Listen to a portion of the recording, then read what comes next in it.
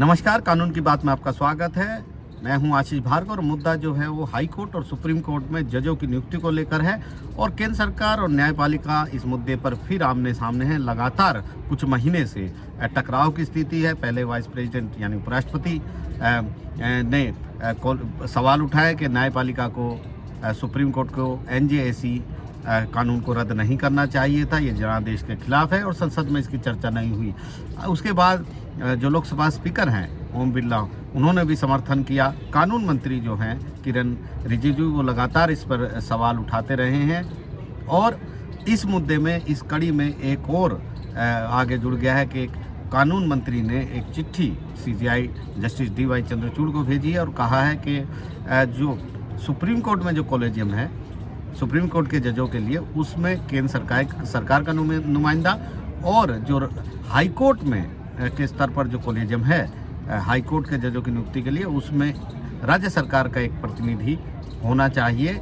उन्होंने ये भी कहा है कि जो एमओपी का जो आदेश था सुप्रीम कोर्ट के संविधान पीठ का, उसके तहत ये ज़रूरी है और पारदर्शिता के लिए, जवाबदेही के लिए ये कदम उठाना ज़रूरी है। उन्होंने इसके साथ साथ सुप्रीम कोर्ट के ही एक जज जस्टिस रोमा पाल के 2011 के एक भाषण का जिक्र किया, कैसे उन्होंने कॉलेजियम सिस्टम पर सवाल उठाया था और कहा था कि जवाबदेही और पारदर्शिता वाला नहीं है, अपने लोगों को जज नियुक्त किया जाता है।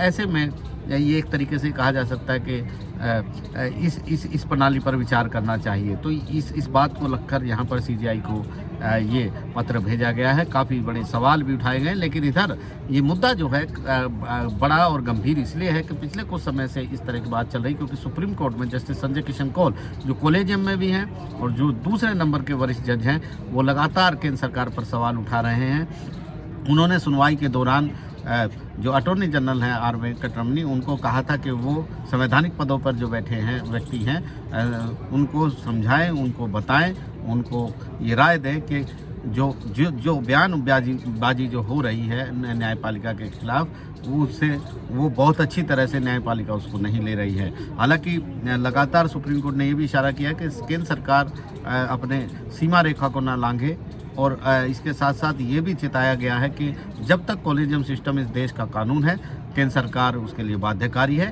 तो ये भी कहा है कि केंद्र सरकार चाहे तो दूसरा कानून ला सकती है, लेकिन केंद्र सरकार को जब कॉलेजियम कोई सिफारिश भेजता है और उसको दोहराता है, तो फिर केंद्र सरकार को उन जजों को नियुक्ति देनी होगी, उन नामों की मंजूरी देनी होगी।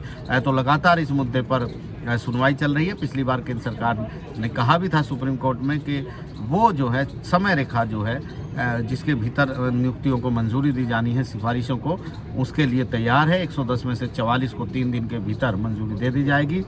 ये बड़े सवाल हैं, लेकिन सवाल ये है कि आखिरकार ये जो टकराव है इसका अंत क्या होगा, क्योंकि ये टकराव कोई नया नहीं है। 2014 में ये टकराव उस समय शुरू हुआ जब एनजेएसी का कानून मोदी सरकार लेकर आई थी और 2015 में उसे सुप्रीम कोर्ट के 5 जजों के संविधान पीठ ने असंवैधानिक करार देते हुए उसे रद्द कर दिया था। हालांकि उसमें कहा गया था कि सरकार एक एमओपी लेकर आए जिसके तहत सुप्रीम कोर्ट में जजों की नियुक्तियां हों।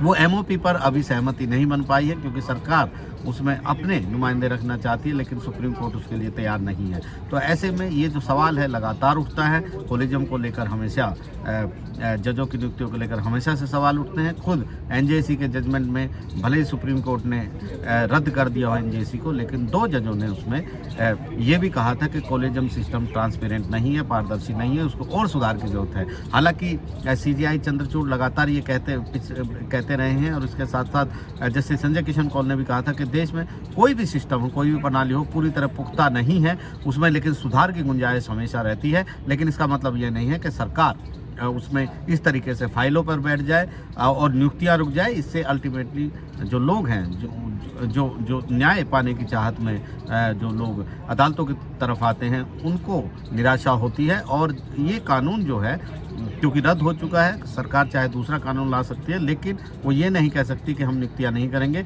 वो फाइलों पर बैठे नहीं रह सकते हैं। ये भी बताया कि 3-3 साल से फाइलें रुकी हुई हैं। अच्छे जो वकील हैं वो जज नहीं बनना चाहते हैं। ऐसा इशारा नहीं करना चाहिए कि सरकार इस मुद्दे पर गंभीर नहीं है। ये तमाम सवाल लगातार उठाए गए हैं और एक बार फिर टकराव आमने सामने है। हालांकि कानून के जानकार जो सुप्रीम कोर्ट से जुड़े लोग हैं वो कहते हैं कि जब तक कोलेजियम सिस्टम है, क्योंकि सुप्रीम कोर्ट के संविधान पीठ के ही ये फैसले हैं, तो उस पर सवाल नहीं उठाए जा सकते हैं। तो ऐसे में ये टकराव कहाँ तक जाएगा, ये जो नियुक्तियों को लेकर जो रसाकसी है, इसका नतीजा क्या निकलेगा, ये जानने में के लिए अभी इंतज़ार करना होगा।